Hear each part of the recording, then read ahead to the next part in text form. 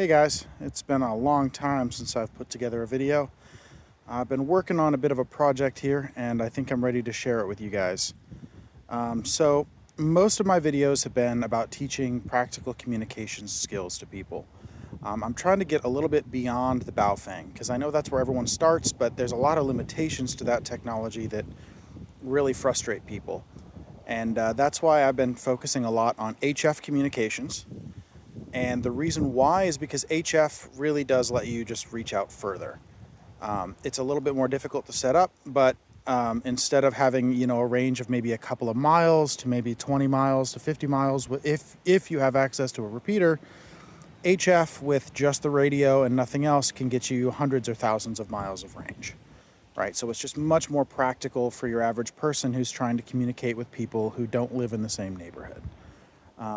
The second thing that I've started to try and make videos on and educate people on and get people into is digital communications.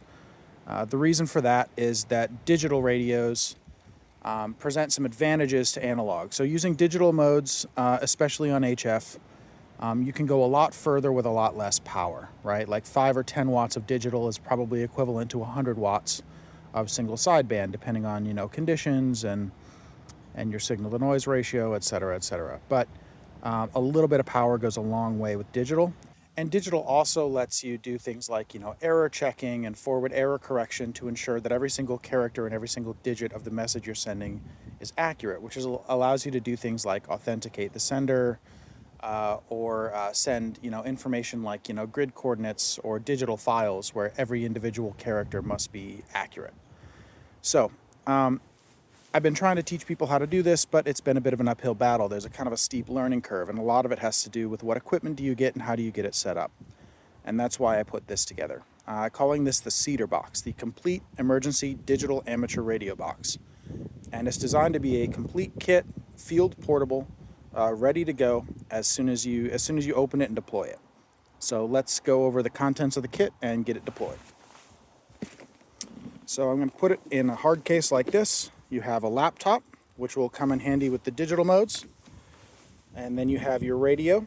And then up here,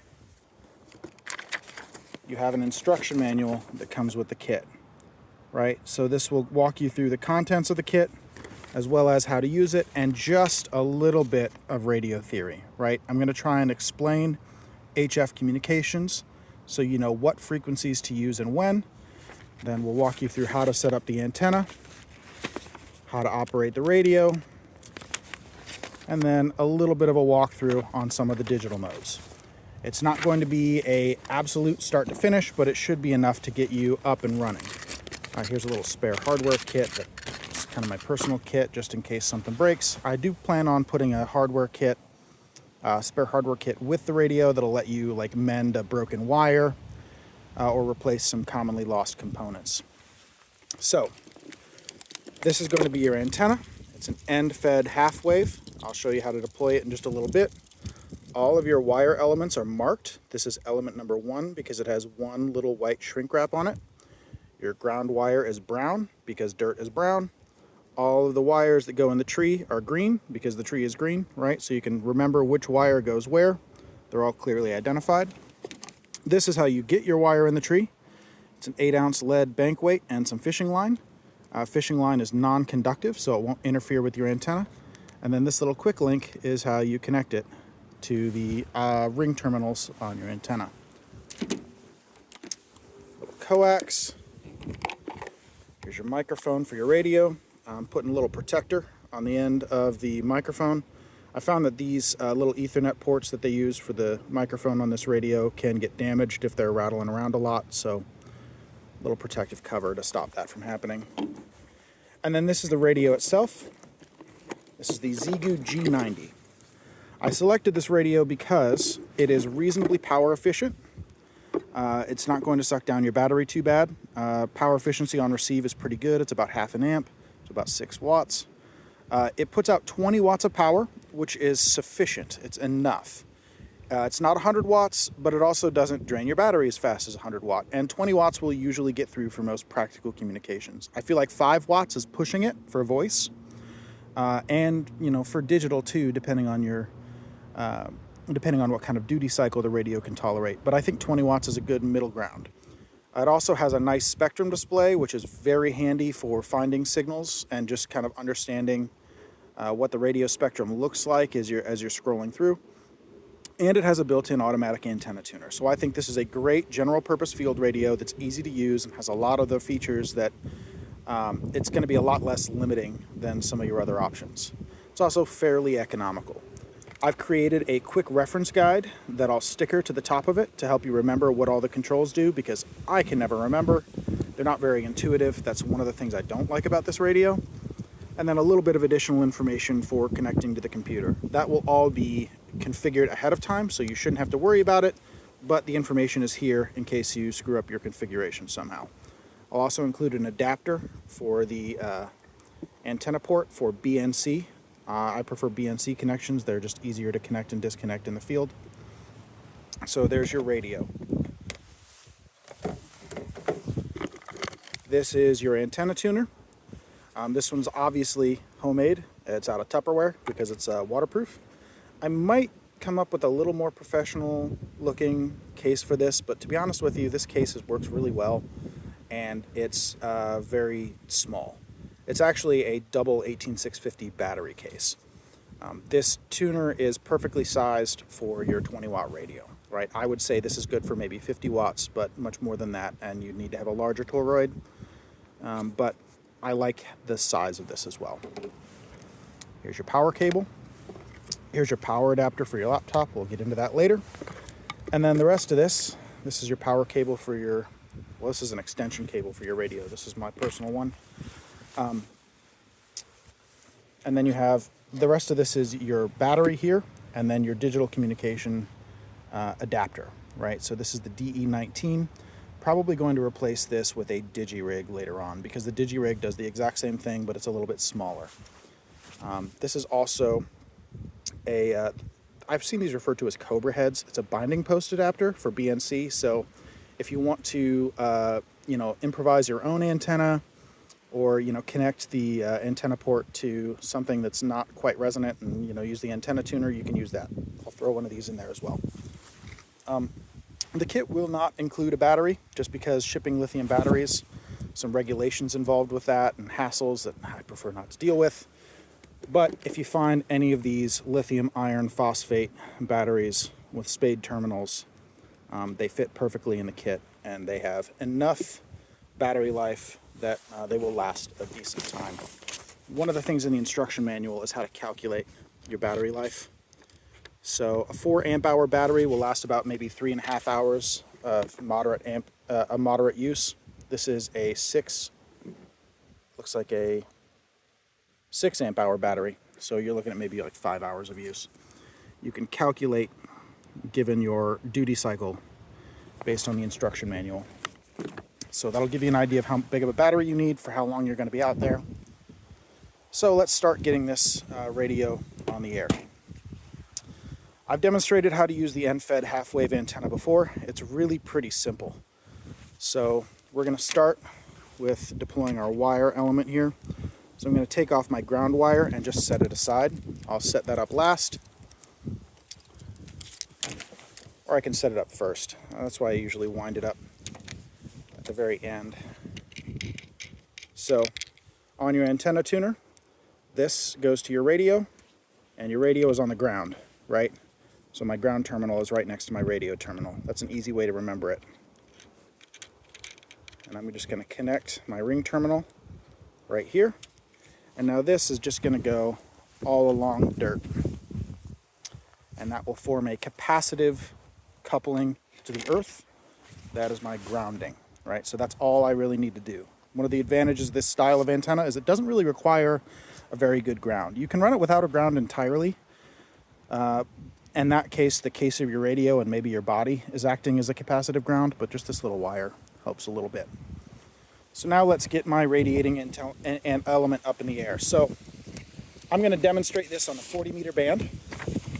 In your instruction manual here, if I can get it open, it's a little breezy and a little cold today.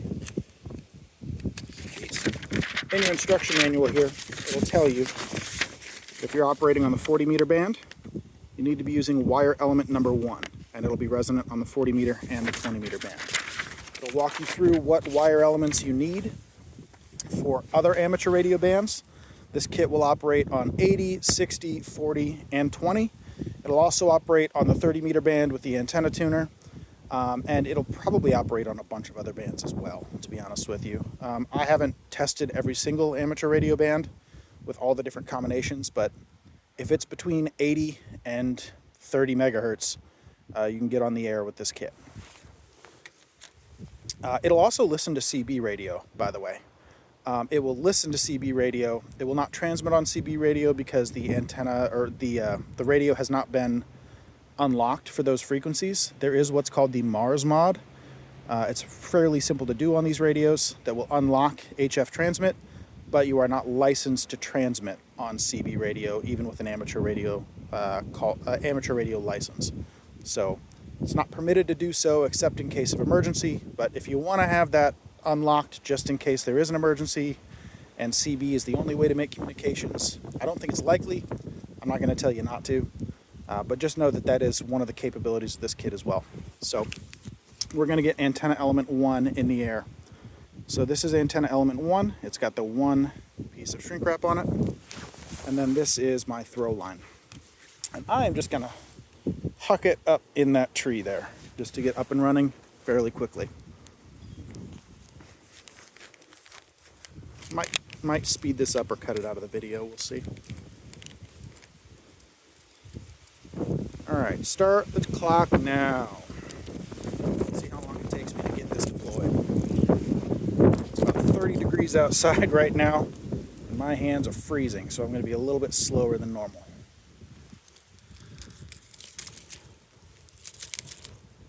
So this line is wound in a figure 8 shape, and the antenna is as well.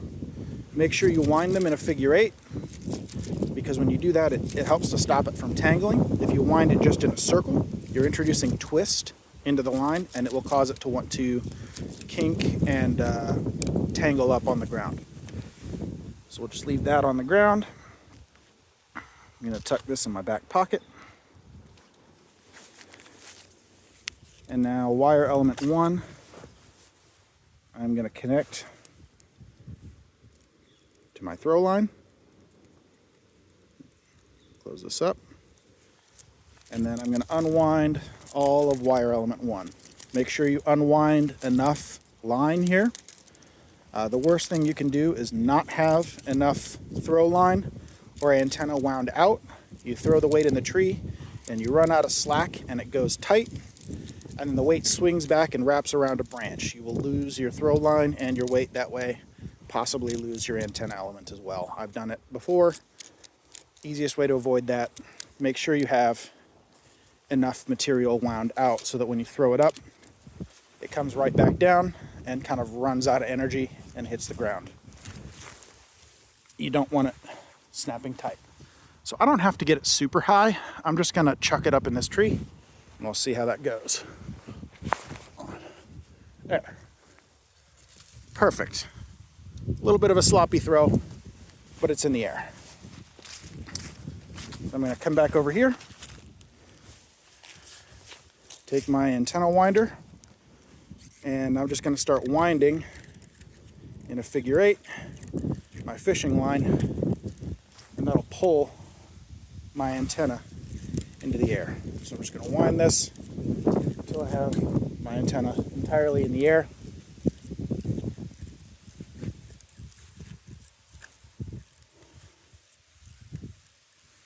Yeah, that should do it. I'm going to close the elastic keeper. Oops.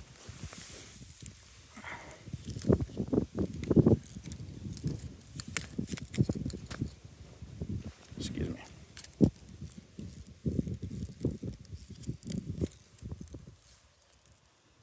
All right, close the elastic. Latch it right there. There. Okay.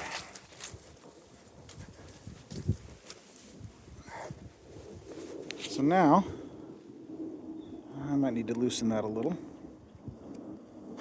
See, my weight is dangling there. I probably don't want it that tight. Let me loosen it.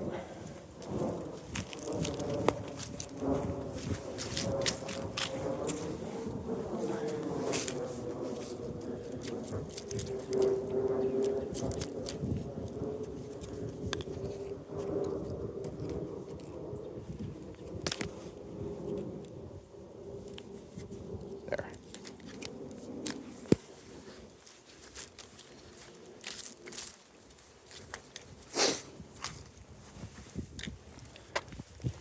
All right, that should be about right. So I'm going to unlock this little link here. I'm using just a nylon nut and a bolt to connect these two ring terminals together. That's how I join them together to make this element longer for different bands. So there's my antenna tuner. This is the green wire, element number 1. I'm just going to connect it to this terminal here. If I were operating on a different band, if I were operating on the 60 meter band, for example, I would need element 1 and element 2. I would have left these two connected and spooled out that additional wire element. This is element 2. And then I would have had that connecting element in the air, and then I would have had 1 and 2 in a row connected to that terminal there. And that's how I would have operated on the 60 meter band. But today we're on the 40 meter band.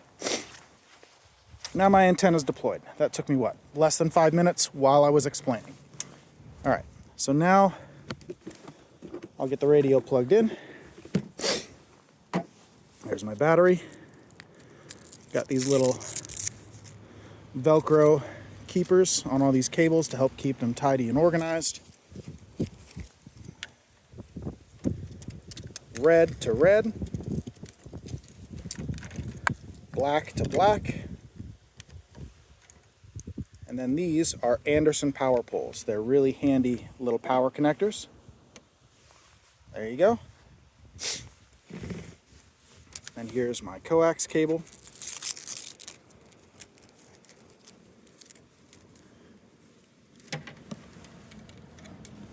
Connects directly to the BNC port here. That just pushes straight on and twists to lock.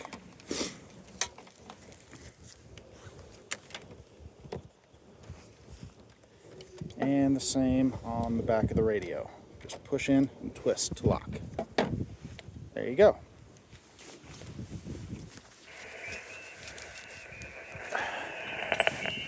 And we are on the air. Set this down here to stand. So I'm going to go to the 40 meter band, 7 megahertz. My microphone just plugs into the side here, right there. And here's my spectrum display. I'm not sure if you can see it through the camera real well.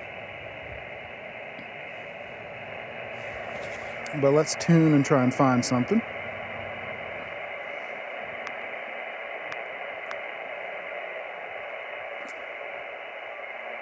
Get into the voice portion of the band. You know, you can do more options with the scope. I think some of the Anon guys there you go. Are even doing more. I mean, Excellent reception. Spend a day just every day messing right now. I am running the remote, pulling up here at the house. Fixing to come in, I think.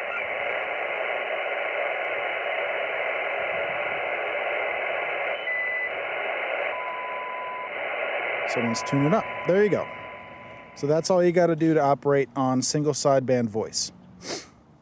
And this kit also allows you to do digital modes. So now let's go into that. I'll probably introduce a little cut here and then get the digital modes set up.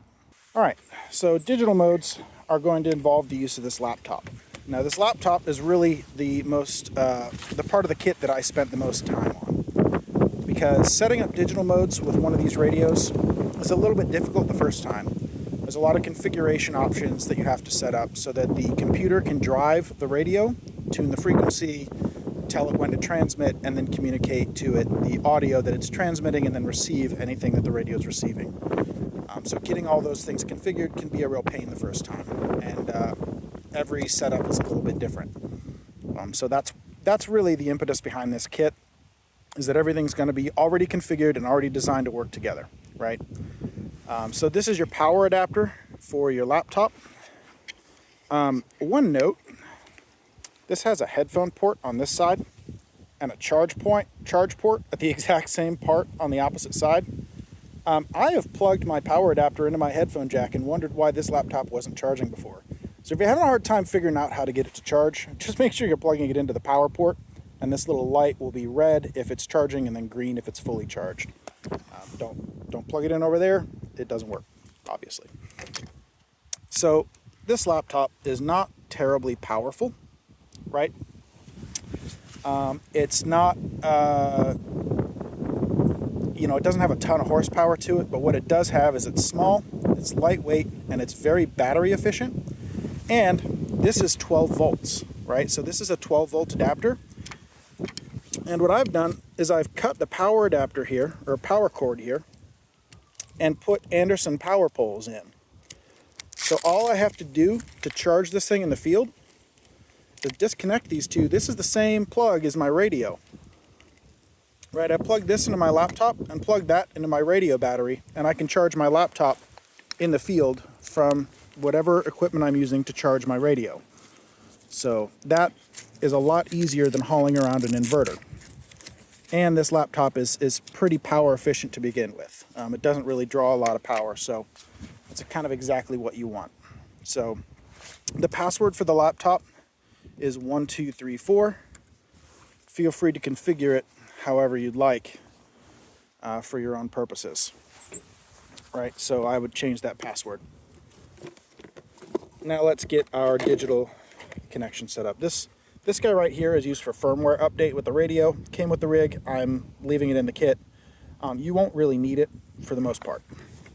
What you will need is your digital interface box here, a USB cable that goes to your computer, and then two cables that go to your radio. So the two cables that go to your radio, one of these is an accessory cable. That's this one here. It's an 8-pin mini DIN. And then another one is just a TRS 3.5 millimeter plug, just like a headphone jack. But it's not a headphone jack. This one is actually used for communication. On the top of the radio, you'll see the sticker tells you that this is your ACC port. And then this is your 3.5 millimeter port, and it's telling you where it plugs in. It plugs into the little plug that has like a little person icon on it that is on the side of the radio. Don't plug it into the headphone port. Plug it into the lower port, right? So this one goes here. And the other end of that goes into the CIV port on the digital box. Now you have your ACC port. That's in the back of your radio, right here. It goes in just like that, flat down, and the rounded portion up. And then that goes into the ACC port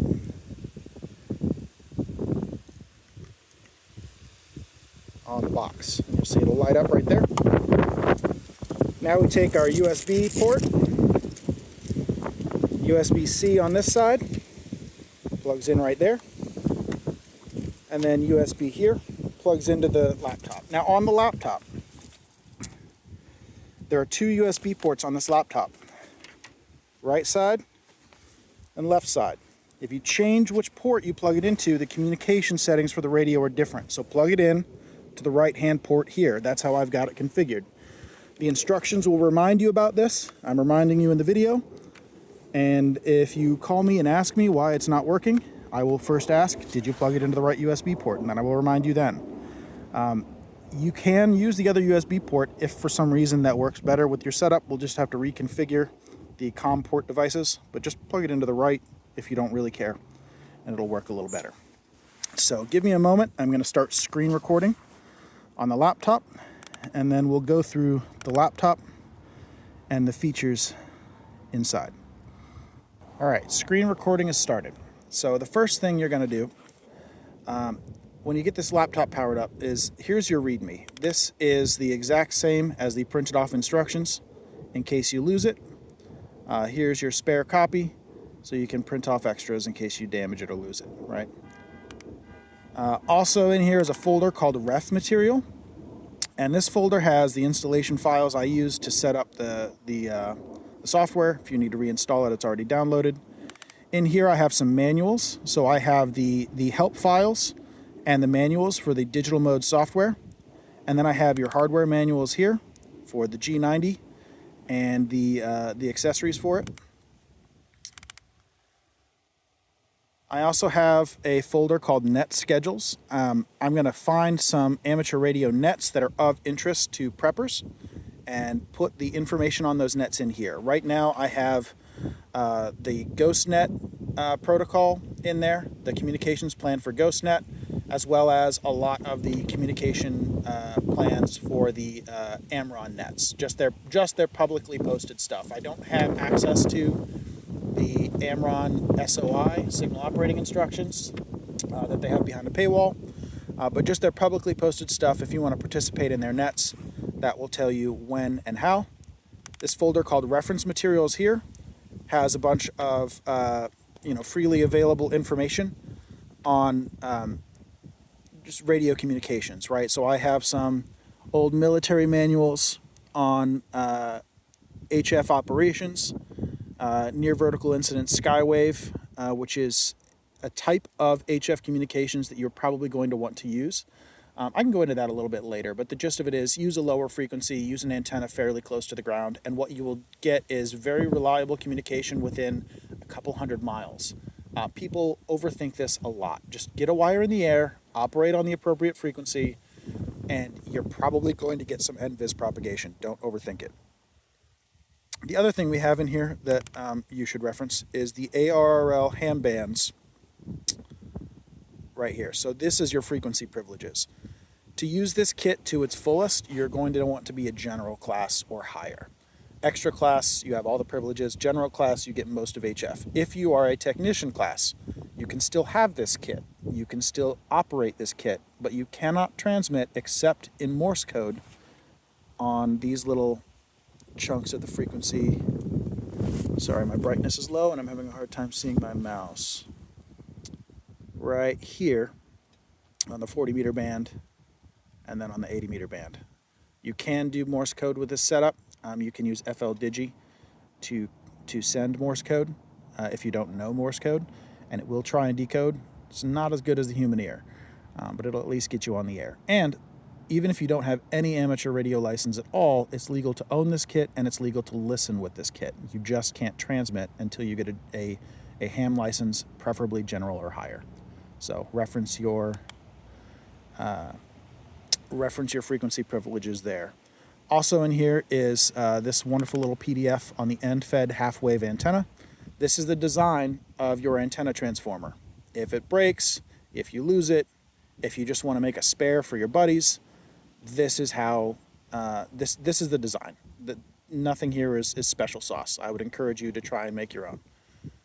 It's good to know because then if you break it or lose it, you can repair it. I want this to be something that's maintainable for you as well.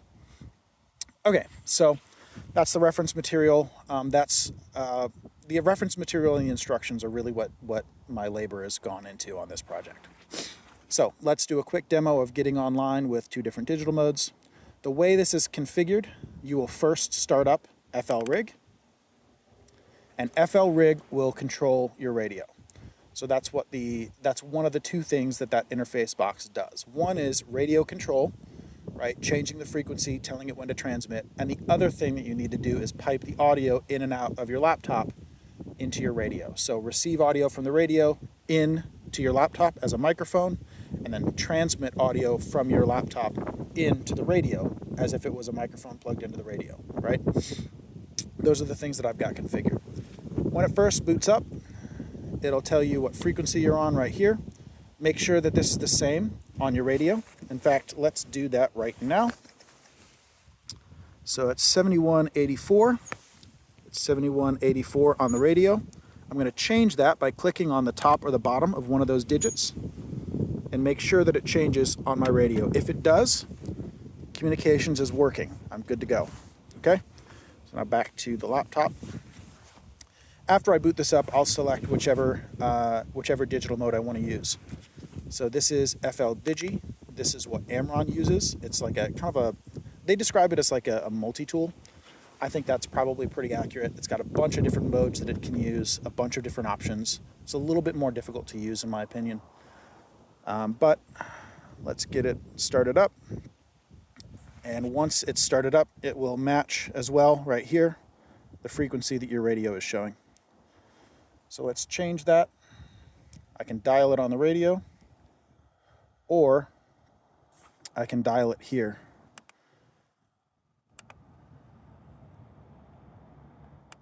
I also need to make sure that my mode on my radio is in digital.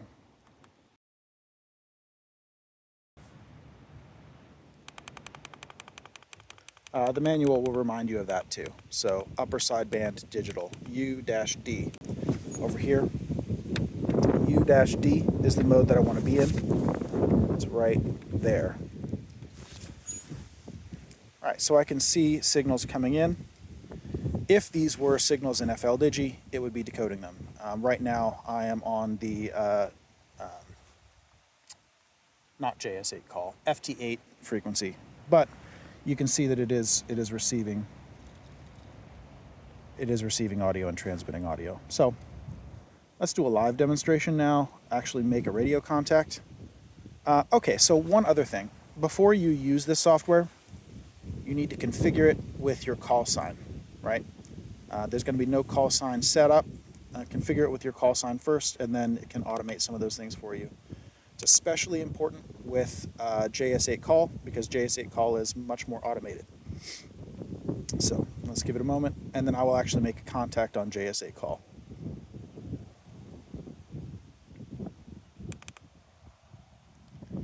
So start up my control software.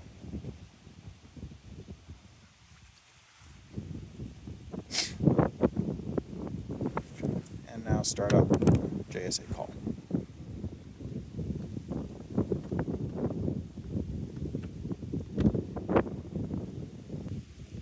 Okay, so I'm going to set this one up. This one I have to put a call sign in order to get it configured. So I'm going to set it up with the call sign N0CALL, no call. That is not a valid call sign. You must configure that with your call sign before you transmit. If you're only listening, feel free to leave it as is. The way that you set it up that way is you go to File Settings, and then under General, under Station, you put in your call sign, and then you can put your Maidenhead grid locator there. I would look that up online. You don't have to have a grid locator in, but for some of the automated call and response stuff that you can set this up to do, it's nice to have your grid locator put in. So let's change the frequency to the JS8Call frequency, which is 7078. And there we go. I've got a little bit of a signal that just cut off there. I'm going to give it a minute. So JS8Call is a little bit different than other digital modes. It requires an accurate time sync. So it needs to know, the transmissions are sent in individual blocks, in individual time blocks. And if they're not within the appropriate time block, it won't decode properly. You can see those time blocks on these little horizontal lines here. So if you are operating off grid for an extended period of time, your laptop hasn't connected to the internet in a while, and your clock is a little bit off, you can use the timing tab here to set your time drift. There's a couple of ways to do that. If you have an accurate clock, like it's GPS disciplined, or you just happen to know that your stopwatch is accurate, or your wristwatch is accurate to within a second or two, you can just click right there at the start of a minute, and that will set your clock appropriately. You can also watch received signals as they're coming in, and then you can click whenever the transmission ends, or click whenever the transmission begins with these two buttons to set your time drift. So here's a good signal coming in right now. You'll see that it will be centered in that little time window, and in a second I should get a decode. Yeah, there we go. So this is that call sign. So we received a signal. I'm going to ask him what my signal to noise ratio is. Let me see here. Directed to, what's my signal to noise? And I'm going to make sure that my power is set appropriately. I'm going to give this 10 watts of power on my radio.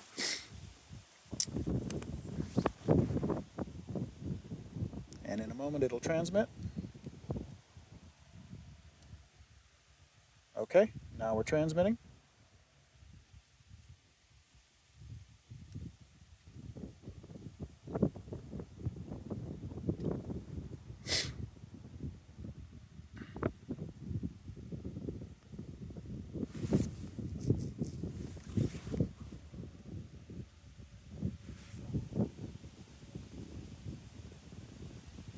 There we go. So my SNR was negative 0.3, which is a pretty strong signal.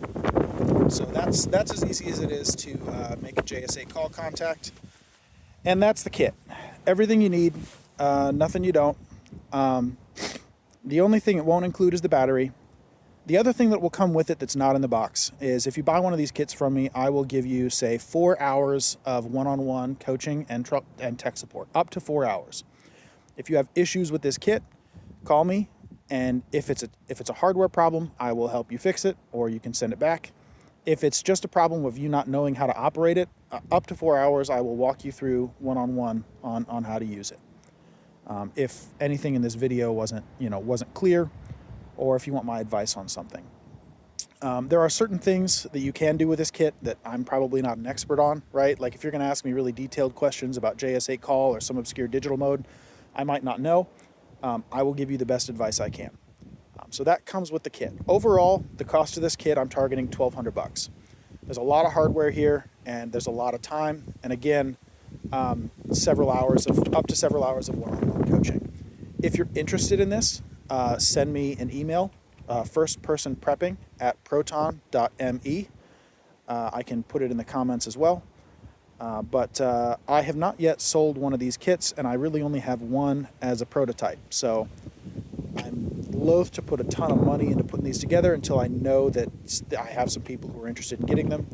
So if you do reach out, there's probably going to be a little bit of lead time, but the hard work on this is already done. I really just need to assemble the kits and configure the laptops and copy some files and build some antennas, but that shouldn't take me too terribly long. Again, send me an email if you're interested, and I will see you guys next time. So if the $1,200 is a little more than you can afford right now, and you're still looking to get into radio communications, there's another kit that I'm working on. That one I'm calling the FIR kit, the Field Information Radio. This one is also great if you don't have a license, because this one is receive only. It's listen only, and it's also great if you're more interested in local signals. It will do reception of HF, just like this kit does. So you can have, full nationwide coverage of any HF signal that you can receive in your location.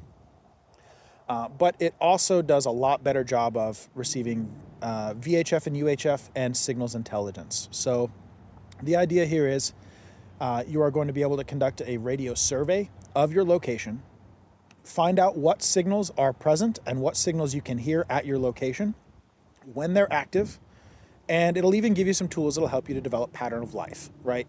If this signal is every third Wednesday of the month at 6 p.m. to 7 p.m. on the amateur radio band, the 2-meter band, that's probably a scheduled net, right? If you have a network of linked repeaters in your area, they're going to show up on one of these scans, and you're going to notice that there are 5 or 6 signals that always come on at the exact same time and then always turn off at the exact same time, and that'll tell you, that looks like a linked repeater setup.